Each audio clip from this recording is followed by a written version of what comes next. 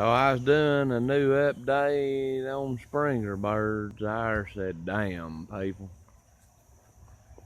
Damn dog. He said he hadn't seen the dogs in 2 days. And they come back and killed all his kelsos and all his sweaters. Well, he's got 2 kelsos left and his hatches and stuff like that. And I think it's, male Sims or however you say it. Them blackens he's got. But I said, when it rains, it pours. I said, I hate it for.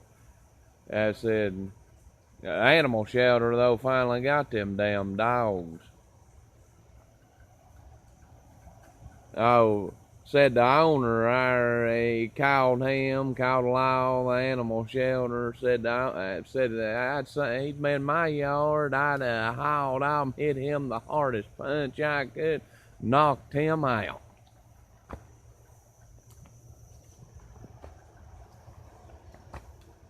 But I said it just pisses me off.